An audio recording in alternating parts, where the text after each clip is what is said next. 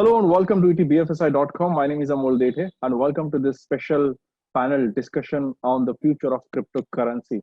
I'm so sure you must be excited to know more about cryptocurrency because if you look at the Shakespeare's famous quote, to be or not to be, the same way everybody was asking when they look at cryptocurrency or Bitcoin or many other, currencies specifically in a digital format, to invest or not to invest.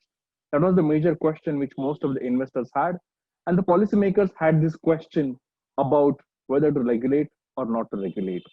Considering all these challenges which the cryptocurrency and the digital currencies had, there was only one thing common in entire this action. That common thing was there was a huge interest from the people to understand the reality and the future of the cryptocurrency. That is why we decided to craft a special panel discussion on ETBFSI platform. So quickly, I will tell you something about etbfsi.com. That etbfsi.com is a special news portal dedicated by the Economic Times, which covers BFSI sector in detail. We cover the fintech and BFSI space from around the globe, and the whole idea that we are trying to, build here on this platform is to offer a content experience in different formats. So we are not only writing articles and news pieces, but also taking blogs. We are also conducting webinars like this. We are also offering panel discussions and doing much more things. So first of all, I would like you to stay tuned to etbfsi.com and subscribe to our daily newsletter, which is a comprehensive overview about the BFSI sector, which we send every day in the morning. So to begin with, I have five top speakers who are going to discuss the future of cryptocurrency, and allow me to introduce them to all. One is first speaker is Puneet Shukla, the project lead artificial intelligence and blockchain from World Economic Forum. Puneet, welcome on the show. My next speaker is Mohammad Danish, advocate and co-founder Crypto Kanun. Danish, welcome on the show. Thanks, Amol. Pleased to be here. My next speaker is Jaydeep Reddy, technology lawyer from Nishit Desai Associate. Jaydeep, welcome on the show. My next speaker is Sumit Gupta, co-founder and CEO of CoinDCX. Sumit, welcome on the show. And my last speaker is Naveen Surya, Chairman, FinTech Converge Council, and the Chairman of Emirates Payments Council of India. Naveen, welcome on the show. Thank you, Amol. So great. I'm glad to have all of you here. And Puneet, I will start with you. If you could give me an overview about, the blockchain technology and how, the cryptocurrency is built on this blockchain technology and how the actually world is looking at cryptocurrency right now. Sure. Thanks for the invitation. Great panel here, and I think we have been able to assemble a great set of experts who are quite focused and dedicated to the blockchain and crypto space. So I think what I would like to start with respect to the technology introduction is definitely saying that the technology itself is very, very foundational in nature, and majority of our mind space, at least during the last 4 5 years, have been mostly centered on the utility of blockchain technology into a specific use case, which is basically cryptocurrency. And it's great to see the amount of momentum, the level of dedication and innovation space which is currently undergoing that space. I think it's very, very exciting to see that. However, we should not be forgetting that the blockchain technology at the core of it is actually a technology which somehow disrupts and it brings a completely new perspective of formation of trust between various intermediaries. And I think that somehow is the core and the crux of the technology itself. And that's where the use of cryptocurrency as the predominant use case, I think it somehow strikes at the question of intermediaries being part of the transactions between multiple parties, not being able to form trust between various parties without knowing each other, without having the external ways to actually verify the identity and role of these various players. I think that the utility of cryptocurrency actually somehow solves those kind of foundational concerns. With respect to the panel's viewpoint on the future of cryptocurrency, I think it's super important that that question is solved by through a multi-stakeholder approach, and it can't just be just one sector, which is maybe the entire ecosystem of innovators and companies and solution builders working on it. But I think governments, civic societies as well have to be brought on board to really decide what the future of cryptocurrency may look like. Enterprises and governments are very important part of that uh, in terms of ensuring what should be the right way of governing cryptocurrency, and what kind of encourages, what kind of policy levers, what kind of technology standards actually encourage the adoption of cryptocurrency and largely the blockchain technology itself in various sectors of economy. I think that multi-stakeholder approach is really, really critical. Thanks, Puneet, for the opening comment. And I agree with you that multi-approach, multi-view approach is very important. The views from the enterprises and government is also very important. Before we go more into detail, I will come to you, Danish, and if you could give me a, before we now broadly discussing the future of cryptocurrency, just give us the overview on what is exactly happening in the cryptocurrency sector in India right now. If you could give a small overview about it, because I know you're involved in many parts of it, in many debates, and the cases are going on in Supreme Court. Finally, they gave some relief. So just give us quickly the brief about what is happening in cryptocurrency in India. It is, thank you so much, Amol. It is very interesting question you have asked. Before going into what would be the future of cryptocurrency, it is very important to know what is the ground reality and what is happening currently in the ecosystem, right?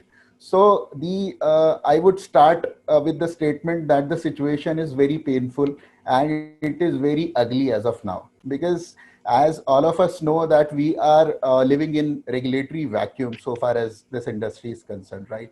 So we had a few months back, we had RBI circular in action, which is no more, which was revoked by Supreme Court few months back. The ground reality I'm talking about is the the difficulty which the consumer is facing and the businesses are facing in the ecosystem, right?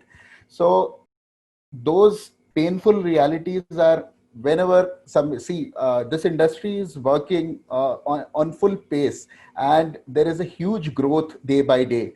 Rather, we have seen immense growth during the COVID period also. So whenever somebody is, since I'm involved in litigation, consumer oriented litigation, and I also provide advisory and compliance to businesses. So I would say that whenever somebody is aggrieved and you go to law enforcement agency, you are least entertained over there. Rather, you are, you are counter questioned at how it is legal in which you are dealing, right? So if you are defrauded by some scam, so you go to the police station and they ask you, first you tell us how it is legal and how you are dealing with it. This is something which is so unfortunate, and the person who has gone to the law enforcement will never opt to go again, right? So we, since we are connected to the public also, as we have a media platform, digital media platform, Crypto Kanon. So we conducted one very interesting poll that if anyone who has been scammed at least even once, how many people are, what is the percentage of those people? So you will be surprised to know that more than 40% people have been scammed at least once in this industry. And then alongside, we also conducted this poll in which we tried to know that how many people went to law enforcement to get their grievance redressed. So you will be surprised to know that only 30% to 40% people went to law enforcement agencies.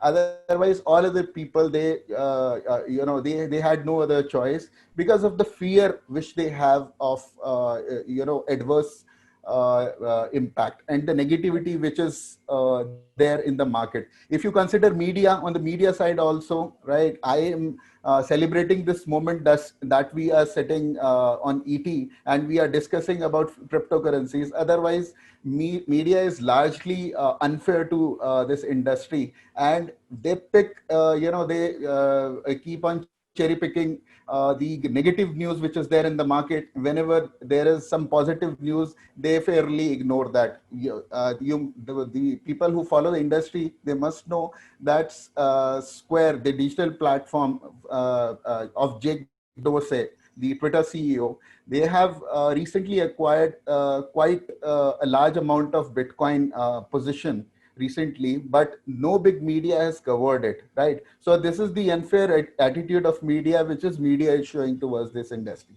Apart from that, there is some kind of unwritten law which is being imposed, right? Mm-hmm. So when the RBI circular was revoked by Supreme Court, it was expected that now the banks would start providing services to the crypto traders, to crypto businesses fairly without any hindrance.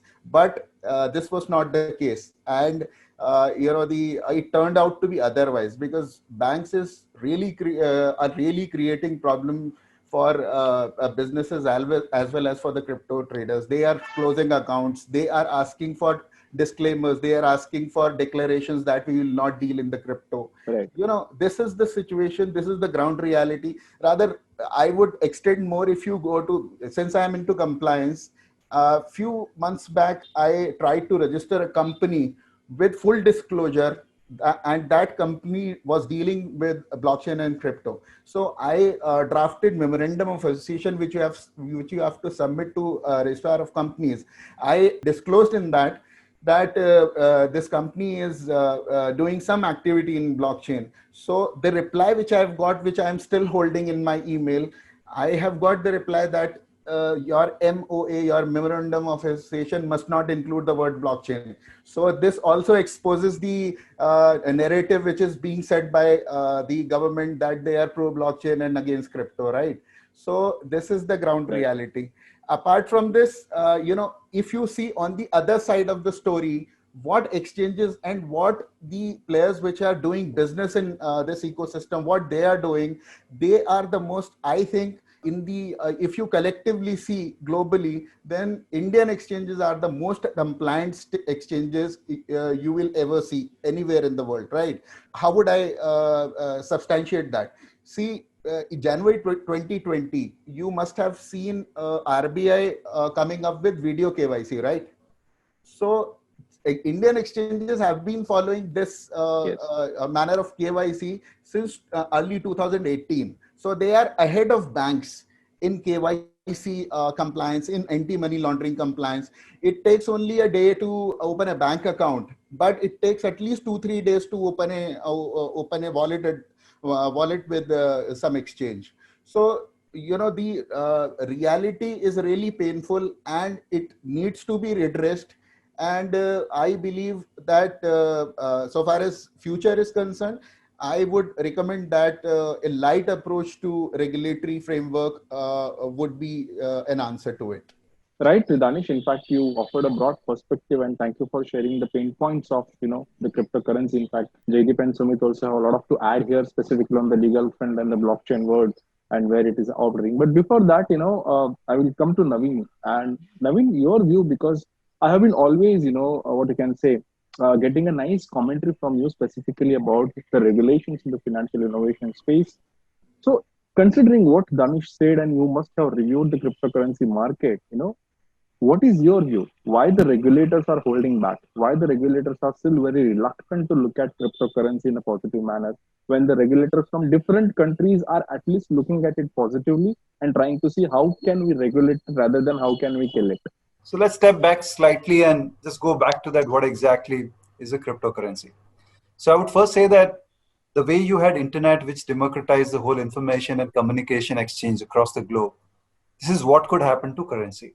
Anything that happens with currency, first of all, understand the word currency has very strong legal connotation in every country.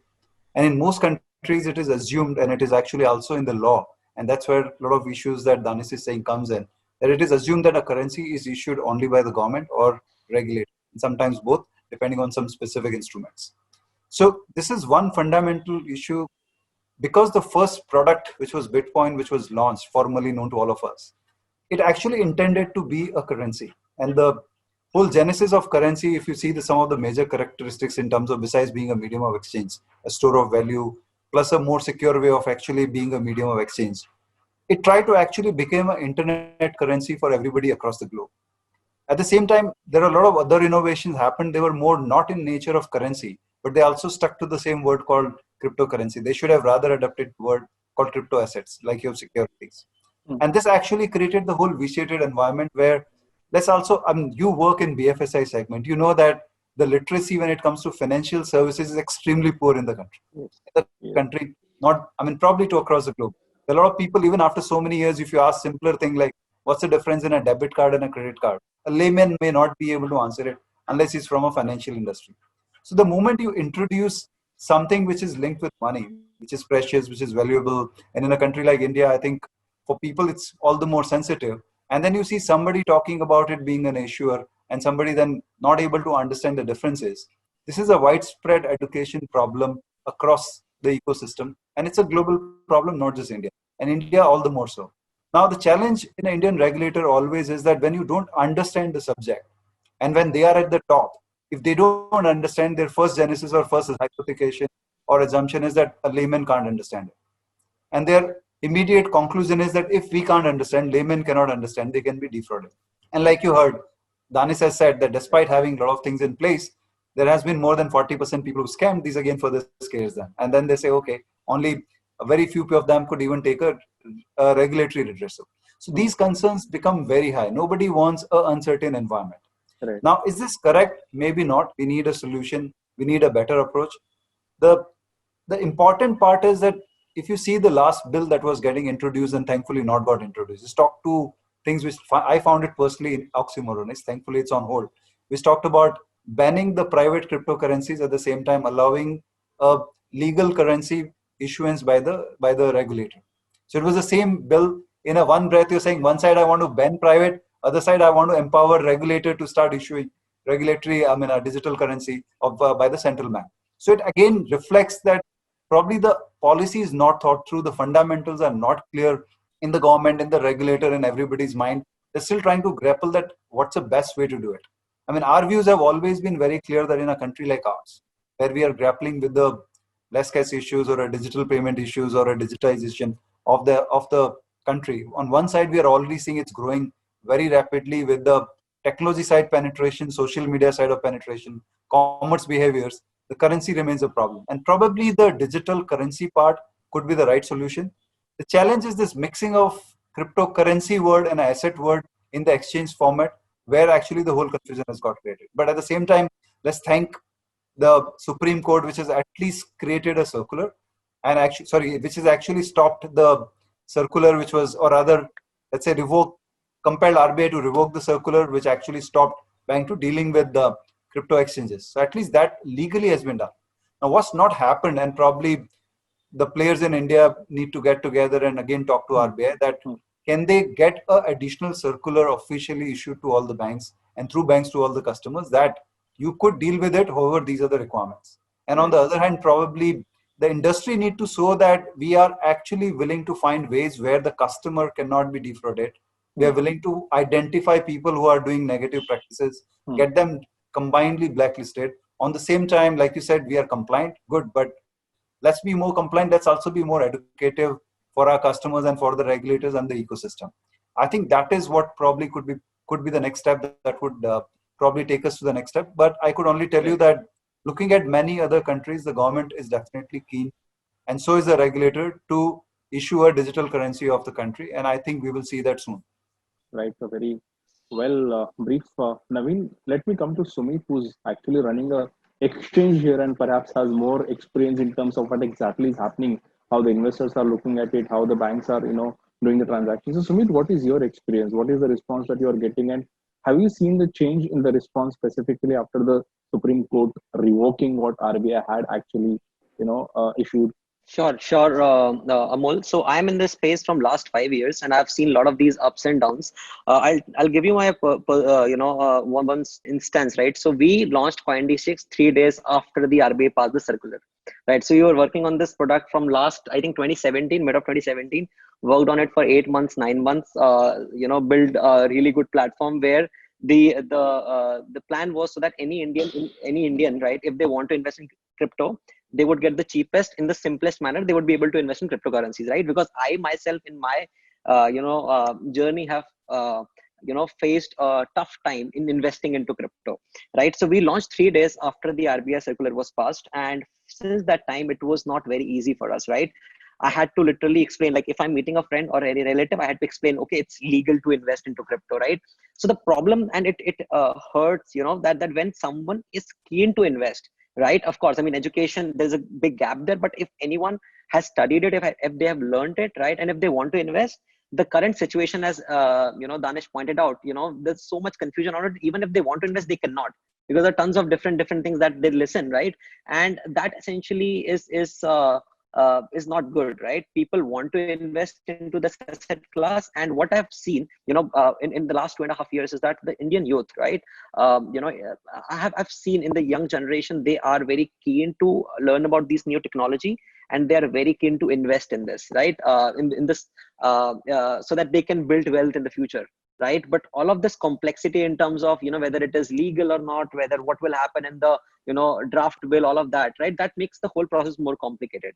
And I think that is one big gap, right? Especially in India, where because of the uncertainty, right? A lot of people do want to invest, right? It's just that this uncertainty hinders them from investing openly, right? So that's one thing. Second thing is, what I've also seen is that the understanding, of course, is there's a gap, but the rate at which, like, a lot of people are learning about it, right? A lot of people are getting to know more about, okay, what exactly is blockchain. We have seen a lot of new entrepreneurs who are open to venturing into this new space, right? And I think this ecosystem is growing, but not at the pace at which it should, right? And I think if we see a green signal on the regulatory side, I think we will see lots of ventures or entrepreneurs who would want to venture out in this and will create an impact. In terms of the exchanges, right, for us, it's difficult, right, and it's very expensive to run an exchange, right? But what we have to do is, for example, as Danish pointed out, right, we have to be very particular about KYC. We have to be very particular about AML. We have to do all of these things from scratch, because there's no guideline from the government side. So we take this as our responsibility to make sure that anyone who is investing into crypto via our platform, the investor protection is there. They don't get defrauded. The funds are secured, right? And they are given the right guidance, because fundamentally crypto, as you asked the first question, what is blockchain, what is crypto, right?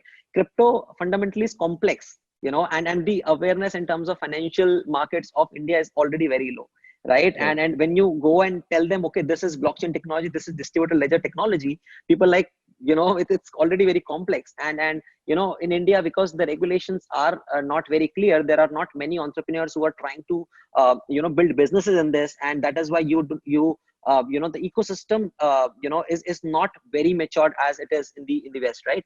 Right. So suppose a scenario, for example, India gives a green signal, and at least they give guidelines, right? That, okay, for example, right now for exchanges, there is no guideline. We have to learn from the banking sector. We have to learn what Right. best practices we can adopt, so that the investors are protected, right?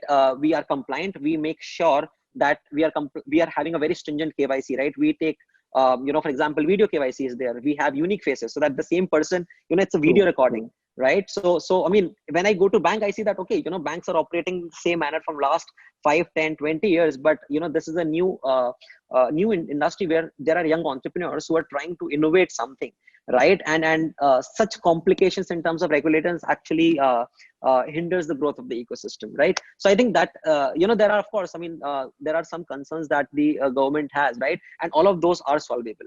And what is in, like, so example, we talk to a lot of exchange founders, and collectively we are open to accepting whatever government wants. For example, if they want us to do like step A, step B, we are going to comply with all of that. At least tell us that what we should follow, right? And the lack of such guideline essentially makes running an exchange complicated. And even though it is complicated, but we want to, and we will continue to work on this, right? Because we if anyone in India who wants to invest and create wealth for their future, there should be a platform which allows them to do that, right?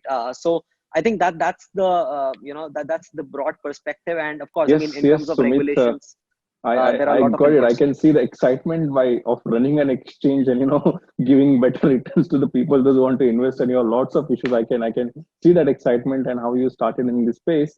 Jaideep, now your perspective is very important for me. because we partly discussed the legal issues. But let's look at the basic issues in India. We have an insurance regulator, but still the complaints are really high. We have RBI, but the complaints in RBI ombudsmans are really high. And if you look at even the digital transaction issues, we don't know how to solve those issues. In fact, one advocate, in fact, a top name who was working in this cyber security and all says, I don't have a debit card, I don't have credit card, I do not make any digital payments, I believe in cash because I do not know whether there is any legal thing. Imagine is a legal person can take care of or can give me a justice. So Jaideep, my question to you is considering all these challenges, and we understand that the cryptocurrency is a complex product, why should we go ahead with it? And if yes, we should go ahead with it, what is that we should have? So in fact, I'd like to pick up from where Naveen, Danish, Sumit, and Puneet had left off. So I'll try to avoid repeating any points. You asked what would be the main advantages. As a lawyer, I can mention what I've read and understood, and then I'll come to the regulatory part. See, the two main advantages which are clear and present are number one, the remittance use case. That is, for cross-border remittances, crypto and blockchain can save a lot of time and cost. Companies like Ripple have shown that for cross-border remittances, you can save up to 60% of the current cost. In fact, the current Ripple CEO has a joke that the fastest way to move money from New York to London is to put the cash on a plane and fly there, because the current system takes a few days and costs a lot of money. So because crypto is inherently a universal ledger, it saves a lot of time, especially for small payments where transaction costs can be up to say 4-5%. India receives around 80 billion, I believe, in inward remittances a year. And if you take 5% of that, it's a big cost to the Indian population, which blockchain can benefit. The second thing is for decentralized software programming, there are a lot of benefits by using a distributed ledger. So in fact, you have meetups around Bangalore, around other places where people who have almost no interest in trading, but are just carrying out their role as software engineers and are just exploring a new method of technology, a new frontier of technology. And it's a completely almost non-financial use case where there are a lot of benefits in distributed computing, and they're just trying to take advantage of that. So a negative regime would also impact a lot of cutting-edge software programming, besides the investment use cases that Sumit and others mentioned. So I think these are two clear and present use cases where India would really benefit, because obviously India wants to lower the cost of remittances, and India also wants to have a cutting-edge software industry. Coming to the legal framework, I would echo the sentiments of others. In fact, we as a firm have been deeply entrenched in this industry. Besides representing the association in the Supreme Court, we also drafted and framed a set of regulatory suggestions to the government on how, under the current laws, how a regulatory framework can be introduced. One of the easiest things that the government can do even tomorrow, if the decision is taken, is to bring the crypto exchanges and other providers under the Prevention of Money Laundering Act as reporting entities, in which case they would be treated the same as banks, stock exchanges, insurance intermediaries, etc. And they would follow the KYC and other reporting procedures. For this, even a legislative amendment is not required. It can be done by a government notification. So that is the lowest hanging fruit which should be done. And we believe it really should be done as soon as possible to avoid the current state of ambiguity which Danish and others have alluded to. The second, which will take a little more time, is a licensing framework where, for example, the same way that you have regulation of prepaid payment instruments and other payment systems, you can also have a regulatory regime to ensure that the exchanges actually have the funds in custody, are doing the correct audit, have an insurance program, are not misusing the funds, the management is fit and proper, etc. This is par for the course in various countries around the world.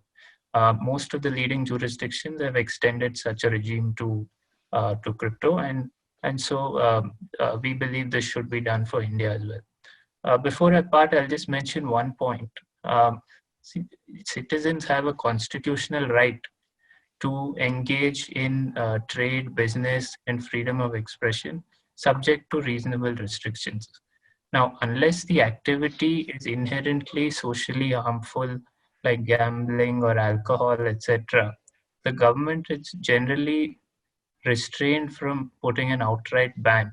The government is generally required to only impose reasonable restrictions. And here, this is a technology. It is not an inherently socially harmful activity. It's a technology which has both sides, good and bad.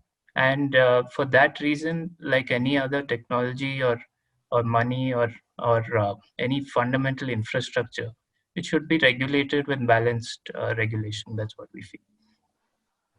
So, Amol, just to add to what Jaideep was saying, I think there are two regulators, they need to take their responsibilities. There are three areas of regulation. One is all about the trading of the cryptocurrencies. Second is linked to that, raising of funds using cryptocurrencies or ICOs as they call, right? That's clearly a SEBI subject, and I always question that if we allow options futures, which is literally nothing, which has all the more complex than even probably cryptocurrency trades with the sophisticated future and options, why not this? So that's clearly a CV subject along with the licensing that needs to be dealt with. But again, as I said, in the long run, we also need to think about these currencies getting accepted as a payment, not just globally but locally. That's RBI. And this is another confusion which keeps happening because between two regulator and government, they're not sure who really goes and, bell the cat. I mean, who will do it and which bell goes where. So I think somewhere we need to have this clarity. Interestingly, the industry has also talked about SRO. And even then, I think there's no clarity yet. So just wanted to stop there for now. Right, Naveen. In fact, very, very valid points and important, relevant points that I think I have been listening from all of you. Puneet, now quickly I will come to you, and we partly discussed this earlier.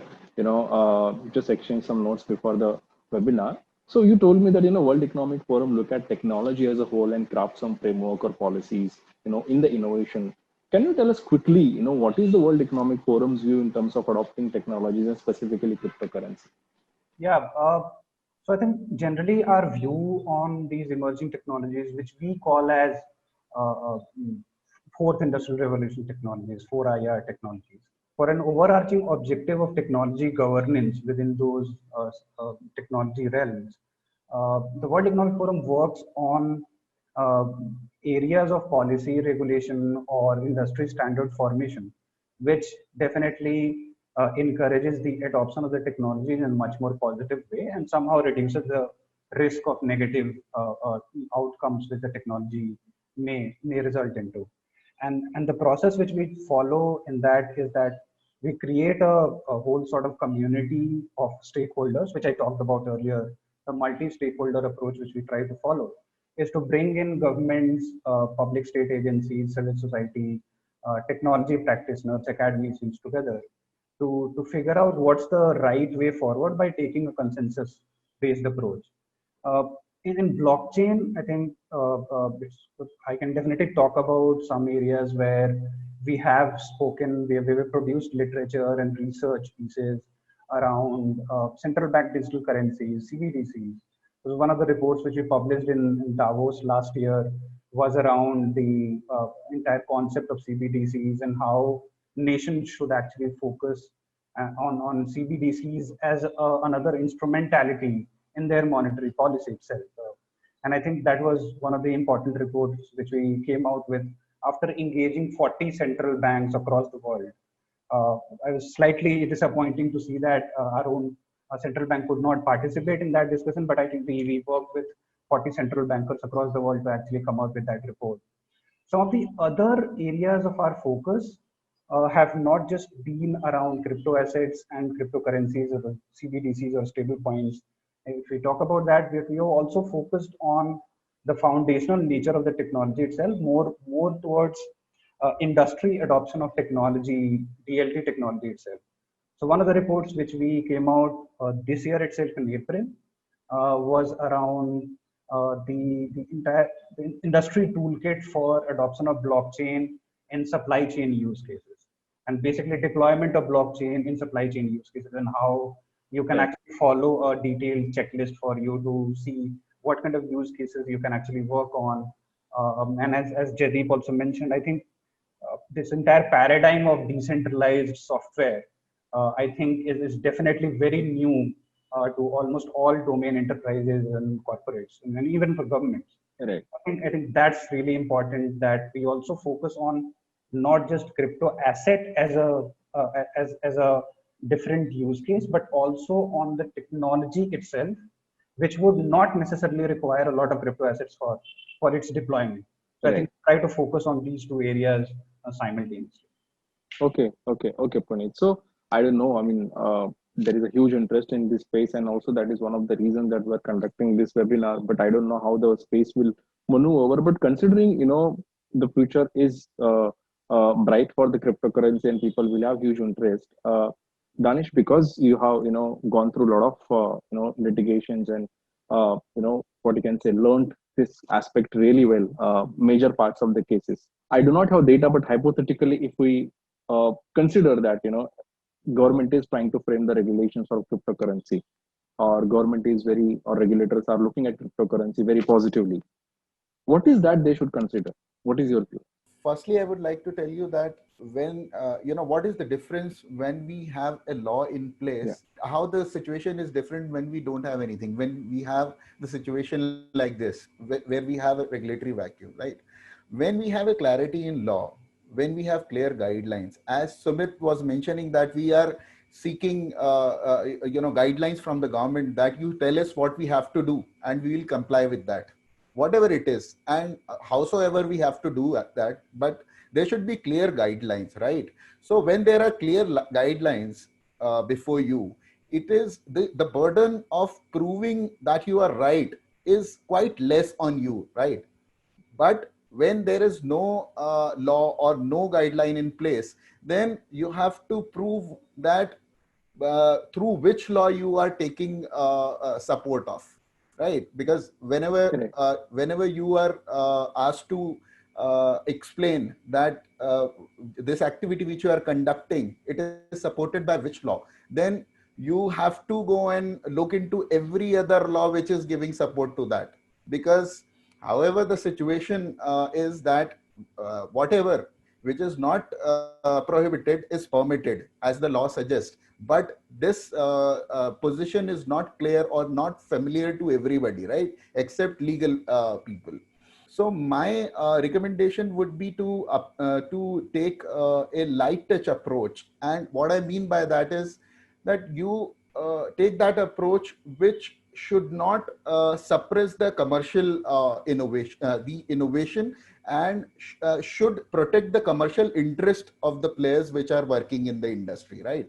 So for that, I would suggest that there should be crisp definition. There should be clear, unambiguous definition of what you are trying to regulate, right? So if you are trying to regulate cryptocurrency, then you should have that definition in place, which is completely clear and understandable and unambiguous, right?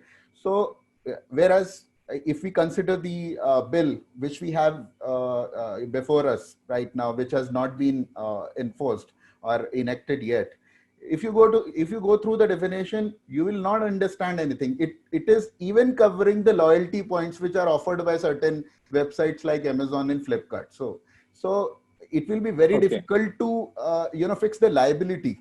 What you are trying to regulate is certainly very important, right? Second aspect which I would like to suggest is that you have to at least determine the services or the activities which you are trying to give permission to.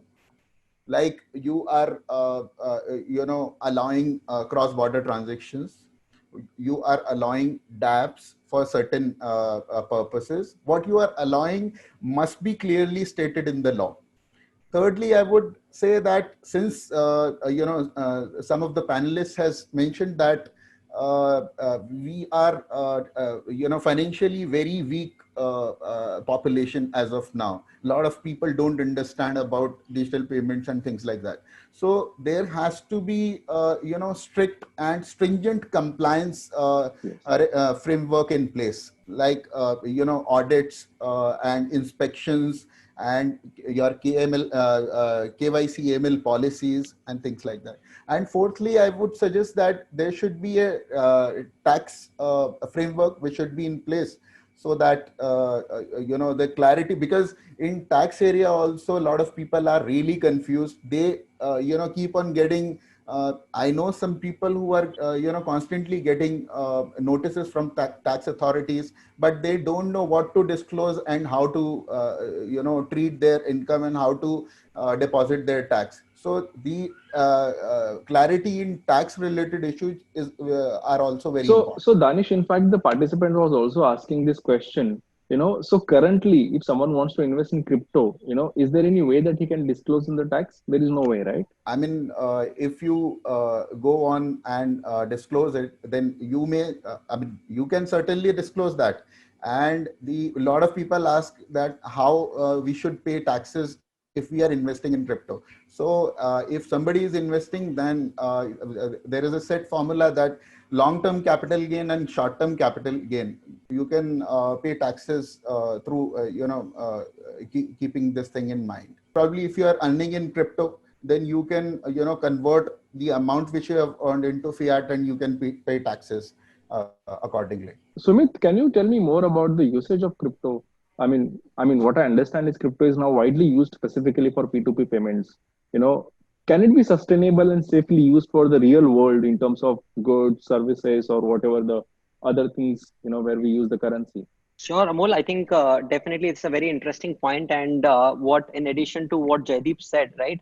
I think India is a $100 billion plus remittance industry, right? And it's a huge, huge market. And the inefficiencies in the remittance is, very well known. And a lot of players, for example, if you pay, just to give example, if you send money from US to India, the amount that you pay in fees and in conversion is far higher. And you can pretty much save all of that if you use crypto in terms of remittances. Again, all of that you can do without violating any of the country's laws and regulations. It's just the technology that you're using to make the financial systems more efficient, right? Apart from that, in terms of land registry, medical records, all of that can be shifted to blockchain, right? That will again make the entire system more efficient. So again, right, what I feel is that the current financial systems, there is innovation happening, like for example, but not in terms of the financial services right now. Even if I want to borrow a loan, right, banks are the one who decide that, okay, whether you are credit worthy or not, and that leaves a lot of businesses who don't have a credit history, they don't get a loan. What if we can do it on a peer-to-peer fashion, which is totally decentralized? I think if you can build a system around that, then you can essentially solve the problem of financial inclusion. So a lot of these small things can add up and revolutionize, right? What traditional financial services cannot do, right? One of the biggest benefits is that you can do all of that in a peer-to-peer fashion, right? And of course, within the guidelines of the government, you can essentially make the financial industry more efficient, right? Because there's no middle party in between, right? In terms of payments, now you can do micro payments as low as 5 rupees, 1 rupee, right?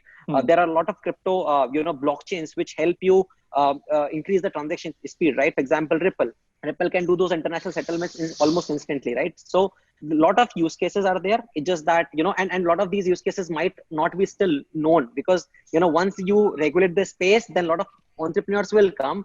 There are a lot of smart people, engineers in the country. They will come and they'll build new use cases out of it, right? There are tons of use cases out there, but still, right, those implications, I also feel that in terms of use cases, right, we cannot see that because the government has not given it a chance to prove itself, right? If you give it, already a lot of things are happening in the background, but like example, in terms of land registry, right, medical records, all of that, right? For example, if you go to one hospital, you go to another hospital, you can see your data, right? And again, it's not like without violating any privacy, right? So a lot of those things can be possible. It's just that you need to promote new startups to create more use cases around. So when you spoke about Sumit, use cases and startups, are looking at this very aggressively. Naveen, I will continue this question with you.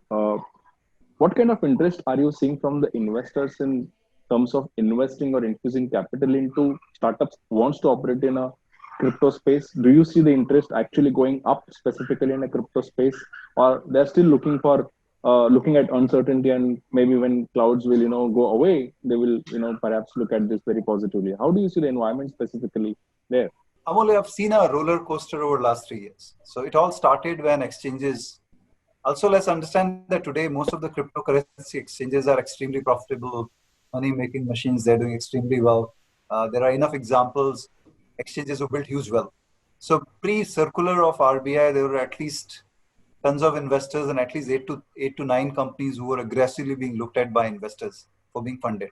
But all of them have this hunch that there's some issues around regulation. So they were on a wait and watch. I think post that, things have become slightly difficult, but I guess post the revocation of circular, the investor community has got again active. We have seen at least selective strategic funding. We already saw WazirX investment by Binance, which itself is a very big one, those strategic one. So suddenly the environment is changing for the exchange part of it. Now, I think we're trying to mix three subjects. As I said, one is the whole asset part where there's a trading, there's ICO, then there is a payment related matters around the whole cryptocurrencies and crypto money we should put in. And then there's a blockchain.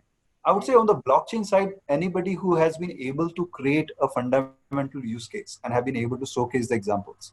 While the reality is even globally, the number of use cases successfully, let's say, demonstrated with economical benefits are extremely low. I mean, the only one that I keep hearing repeatedly is the global digital KYC, which could be the really huge scale impact for everybody. Or to some extent, government applications that are being talked about, but they usually always take time and they would probably follow after one or two big commercial large projects globally taken off. So on the blockchain side, however, the interest remains. That said, I'm not saying that the technology doesn't have advantage. The reality is, if you see the application of blockchain, if we talk the blockchain alone, I think you will see that growing. To give you one example, further extent to what Sumit was saying, in a payment transaction today, even when you see the faster payment like UPI, IMPS, while now the customer gets debits and credit real time, the rest of the ecosystem still has a cycle and a batches to run. If you are actually using a technology like blockchain, all those things happen faster. And now suddenly you circle back and do the calculation. The whole economic growth, the progress happens if the money moves faster. It's all about velocity. If you go back and look at stock exchanges, how the volumes changed, how the gains shifted, how the asset sizes became big from a 15-day cycle of the settlement to a 3 and 2 and then now T+1, right? Or a T wherever there is spot. So every time you do such things, you need a technology change. Issue remains same that probably each of these needs to be kind of looked at separately. And currently there's no common investor or there's no clear investor who's invested behind one large application other than exchanges and another use cases where they've actually seen some major returns. There are some examples that are probably underway and you would see some of them, especially in the area of trade transactions between banks or let's say suppliers, exporters, importers. There's a lot of work happening in that space. Some funding I've seen happening there. Probably we're waiting for early results in a couple of quarters, and then you will again see some traction in those areas from the investor's perspective. But exchanges remain still on an investor's mind as one of the biggest and the most attractive focus area. Blockchain as a technology, if there are use cases that people have created, there have been some KYC cases with the crypto biometric kind of a solutions that remains very attractive. And as I said, there are some very niche areas where it is happening, but it's actually more cautious environment, especially in India, or extremely cautious. So in addition to what Naveen said, Amol, I wanted to add one point here. Yeah, so I have been fortunate to raise capital from some of the well-known investors, including Coinbase, Polychain Capital, Bain Capital. So right, we have gone through that journey. As Naveen pointed out, of course, exchanges looks like a profitable, lucrative business, and there's good capital coming in. But what I've also observed is that post the Supreme Court, judgment in March, things have been changing. Right, I've been talking to investors very actively, and they are dying to invest into Indian crypto companies, right? Who have some interesting use cases. So what I've seen is that investors have they are very, very bullish on India. So if there is an entrepreneur who wants to do something in crypto, if they are doing the right thing, if they have solved one big problem, then access to capital will not be very challenging as it used to be 3 years back or 2 years back. right? Second thing is there are a lot more entrepreneurs who are more keen, as the clarity is there, right, after the Supreme Court circular, who are more keen to start or venture into crypto. And third thing is, right, there are more people who are more than comfortable joining a crypto company, which which is not very possible like in last couple of years. So a lot of these things are changing. I think this is overall, I feel the ecosystem is growing and a lot of new capital will come in. I can see that happening already, but I think this is going to grow over time. I think Sumit already has some like 6-7 investors lined up, or More than something that. like that. Oh, more than that. Okay, that's why I can see the positivity, and you are like literally jumping. Wow, very nice. Good to hear that.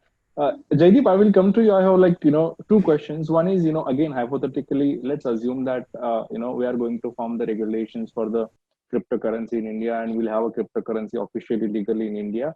So considering the global experience, what is that India should adopt? That is part number one. And second question is also, Jaideep, this is I mean now we have started receiving a lot of questions from the participants. This is a quick question.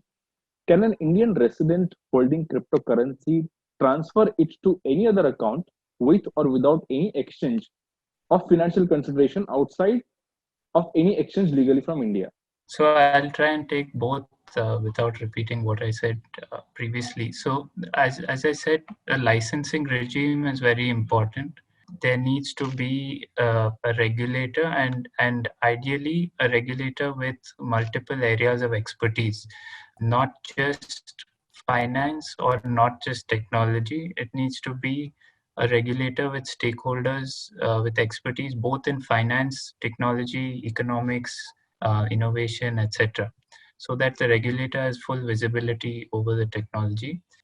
There are some regulators like this which have been set up. For example, the new IFSC, International Financial Services Center, has stakeholders from different regulators, RBI, SEBI, etc. So we can have a multi-stakeholder body, and that multi-stakeholder body can perhaps look at a particular token or use case and refer it to the appropriate regulator if we have the correct mechanism in place. So without doubt, there has to be a licensing regime and KYC, and this is in line with what jurisdictions around the world have done. EU has KYC, AML, Singapore has, Australia, Canada. The consensus is quite uniform that exchanges and wallets have to be subject to KYC requirements, and that's a no-brainer as far as India is concerned. The second bucket is licensing. For example, Singapore, you have the Payment Services Act. In different countries, Japan, for instance, again, you have a regulation. So the exchanges, because they are a point of settlement risk, they need to, of course, be licensed and monitored so that less than desirable players don't hold customer funds at risk. So that is the second bucket of requirements. Now, as far as transfer abroad, this is the main gray area plaguing the crypto industry in India as of now, which is the Foreign Exchange Management Act, because there is no clarity as to how cross-border movement of crypto or even cross-border movement of money to buy and sell crypto is going to be treated. One thing is clear, that is it is not considered currency under FEMA. The Supreme Court recognized that RBI is not notified it as currency under FEMA. So the question is, how is it going to be treated? Now, this is unfortunately left to be a matter of interpretation as of now. But the most reasonable interpretation would be that it's like an intangible software asset. Can be likened to a piece of intellectual property or any other intangible asset. Money can be sent to purchase it and vice versa.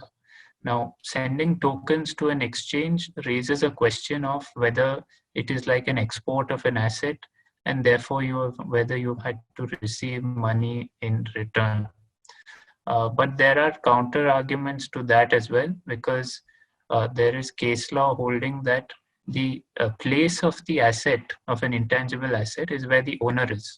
So if the owner is still in India and only the asset is moving, say, from India to abroad, if the owner is still in India, it can be argued that the asset has not moved.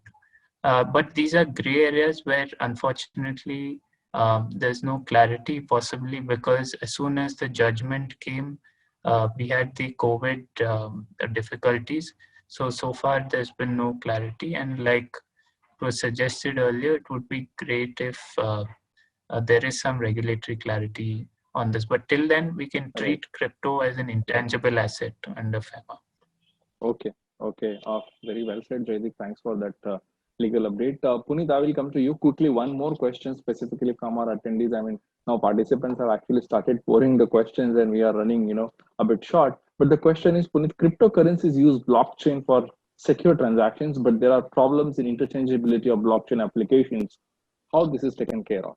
Yeah, so I think great question, and technologically there have been some advancements around multi-chain interoperability these days.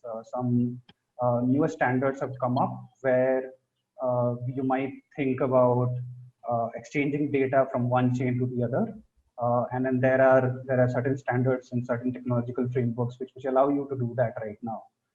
There's still an innovation. I mean, Sumit might agree, and other panelists also might agree that these are technological advancements which are happening almost at a very frenetic pace, and it's almost impossible to be able to catch up with all of them. So that's one aspect where we're talking about exchanging data or having interoperability from one chain to the other. There are technologies and slightly an easier way to solve that, because if one chain has adopted some modern mode of consensus protocol, the other chain will also have that same, maybe other model, but at least the integrity of data is somehow validated. The other part of interoperability is also from legacy systems, which are not necessarily decentralized applications, but they have to engage with some other on-chain applications, some dApps, for example. And I think that's even a more interesting problem of interoperability, where if you're looking at accelerating the adoption of blockchain, I think you also have to look at that interoperability where blockchain and legacy systems both can interact with each other. And there also some advancements have been made. I mean, some technologies around oracles, where you can integrate, I mean, do a decentralized data validation from multiple sources and then put that on blockchain. So I think these newer technologies are also currently working, but I think both of these interoperability concerns, which can be solved by technology right now, are currently in process, definitely. Okay, one more question, Danish, very, very quickly, before I just go, a rapid fire, just one question with each one of you. Just one question to you, Danish, and tell me quickly, since there are no, AML, obviously anti-money laundering, regulations for crypto exchanges or businesses in India, what AML policies are exchanges following right now while onboarding and managing the customers? Sumit would be the right person to answer this question, because he must be telling you exactly what he is doing for complying with AML policies. But I believe that the most important part of AML policy is to collect and retain the data of transaction, which is being done on any platform.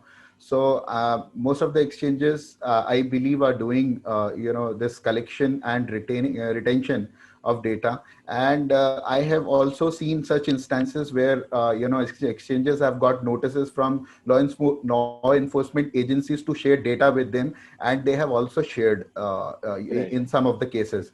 So however, we have in Prevention of Money Laundering Act, we have a complete set of guidelines and directions of how you will comply with AML policies, but that's exactly not applicable on exchanges as of now, because there is no regulatory clarity. So one rapid fire, we can say, call it just one question to each one of you, starting with Naveen. We discussed all the challenges and changing environment of cryptocurrency. Considering all this, Naveen, how do you see the future of cryptocurrency in India? Extremely bright. Danish? Extremely bright. Likewise. Okay, Puneet? Hopefully bright, definitely. Why? Everybody's copying Naveen. Jaideep? I'm a lawyer, so I have to add a clause to Yes. that. I think it's only bright if people make their voice heard, especially people who are responsible and diligent. It's they that have to speak out and say that, look, we are not doing anything under the table here, and we are willing to comply and we want to make our voice heard. We're doing something legitimate. Okay. So please regulate us. Okay. Sumit, I will not ask you the same question because I know your answer and you are very positive about it. So I will tweak the question. Are people investing with you making money?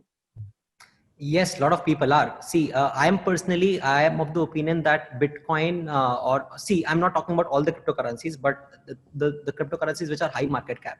And this is very important to understand the risk part of it, right? Which is something that we as an exchange, it is our responsibility that if people are, it's important, if people are not able to create wealth, then we will not, right? Because right, so our duty as an exchange responsibility to make sure that people are given the right assets to invest in, right? And in the long term, see, Bitcoin or these assets or the regulations, because of so much uncertainty, is going to ups and downs. It is going to happen. But if you talk to me about a long term, like 5 years down the line, then I feel I'm very, very, very bullish, right? Okay. And in the next 5-year plan, I think a lot of these things will be sorted. Until that, there will be some confusion on it. But if you are a long-term investor, definitely very bullish. If you are trading, if you're short-term investor trading risky assets, then I think you should do your own research, because the industry is not very mature, right? And you need to prevent yourself from all the scam that happens, and because there is lack of understanding, there's lack of education, right? Any investor should do proper study about it, and that is why right from the very first day we launched CoinDCX, we strongly believe that education is the only way how you can prevent like investor protection, and that is the right way for mass adoption, especially in terms of crypto in India. Right, Sumit, and thank you so much, for sharing the thoughts, and thank you so much, each one of you, for sharing remarkable insights on this session. Thank you so much, Puneet. Thank you so much, Danish. Thank you so much, Shaideep. Thank you so much, Naveen, and thank you so much, Sumit, for taking part into the future of cryptocurrency. I'm so sure as and when the cryptocurrency will rise in future, and when there will be like a lot of exchanges, and when it will be regulated, I think people will remember that BFSI had conducted a session way well in advance before anyone. Certainly it will. Right. So Everyone's thank you so much. process. Right. So thank you so much for sharing your views, and dear participants, thank you so much for joining. Please stay tuned to etbfsi.com. Subscribe to our daily newsletter, which is a comprehensive dope of whatever is happening globally, and not only specifically in India, but globally into BFSI space. It's absolutely free. Just subscribe to our newsletter and stay tuned. Stay safe. Thank you so much. Thank you, Amol. Nice meeting all of you guys. Bye-bye. Thank you. Thanks a lot. Thank you. Thank you. Thank you.